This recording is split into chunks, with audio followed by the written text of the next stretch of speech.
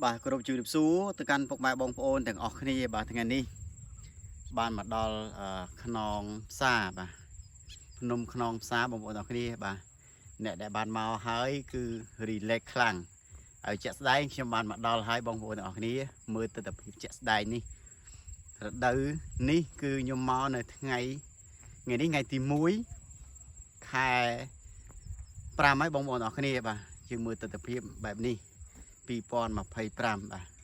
ស្មៅដោះល្អបែបនេះហើយបងប្អូនទាំងគ្នាដែលមានបំណងចង់មកលេងអាចមកលេងបានបងប្អូនហើយស្អាតខ្លាំងណាស់បើនិយាយពីភាពស្អាតវិញគឺស្អាតខ្លាំងមែនតើតែម្ដងបងប្អូនទាំងគ្នាបាទនេះ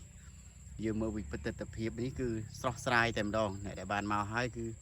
ជក់ចិត្តជក់អារម្មណ៍បាទទិដ្ឋភាពល្អស្អាត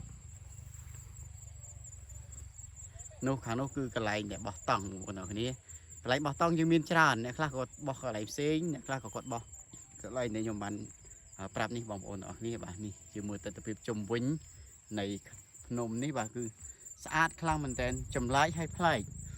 ភ្នំទាំងមូលគឺអត់មានដើមឈើទេគឺសុទ្ធតែ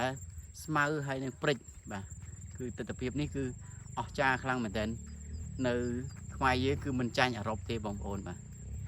អស់តោះហើយស្អាតអែមមែនតើបងប្អូនបាទនេះទិដ្ឋភាពទៅខាងលើអែមខ្លាំងបងប្អូនហើយតោះអញ្ចឹងជួបគ្នានៅវីដេអូក្រោយអរគុណ